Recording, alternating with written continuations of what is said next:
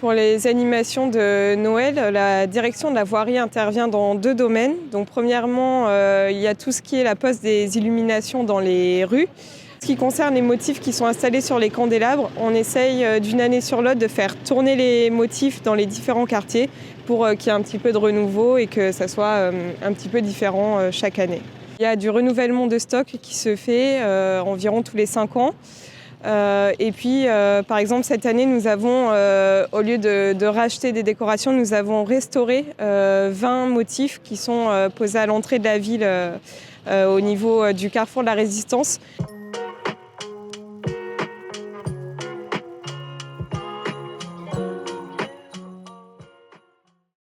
Alors le thème de cette année, c'est donc un labyrinthe rempli de petites décorations de Noël avec différents thèmes qui ont été choisis un petit peu en interne auprès des services techniques. À l'intérieur du labyrinthe, il va y avoir 4 univers un petit peu différents. Il y a une première partie qui va vraiment être axée sur le Père Noël, son fauteuil et un petit peu son chez lui.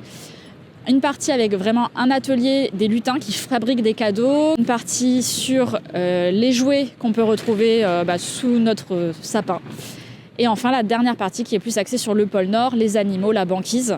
L'animation, nous avons commencé à travailler dès cet été pour pouvoir préparer quelque chose qui s'ouvre là en décembre. Donc c'est vraiment un travail de longue haleine avec beaucoup d'organisation et beaucoup de prévenance. Il y a des décorations qui peuvent mettre beaucoup de temps en commande, donc il faut parfois commander dès le mois de juillet certaines illuminations. Cette année, ce qu'on a voulu faire, c'est vraiment travailler déjà sur une base des objets que nous avions déjà nous en stock, dont on est propriétaire, et éventuellement les retravailler pour les réajuster et faire quelque chose d'un petit peu écologique. Donc on a fait un premier recensement de tous les objets qu'on avait, lesquels pouvaient être utilisés, lesquels devaient être réparés. Donc une grosse partie qui a pu être réparée en interne par notre régie au service bâtiment. On a commencé les travaux, pour nous c'est une grande découverte parce que là c'est pas le même travail qu'un appartement ou un bâtiment, c'est vraiment une restauration spéciale. Mais la préparation de menuisier de chez nous et après remise en peinture chez les peintres. Amia et Sabia. Voilà. La première grosse contrainte, c'est quand même le budget. Donc c'est à la fois une contrainte parce que évidemment c'est Noël, donc on a plein d'idées et on a envie de mettre plein de choses lumineuses et grandioses, mais c'est aussi cette contrainte-là qui nous permet d'être inventifs et de trouver des compromis. Et oui, après la grosse contrainte, c'est quand même le lieu, vu que c'est quand même un lieu de passage. Donc il faut réfléchir à garder de l'espace autour pour la circulation, pour entrer dans la mairie.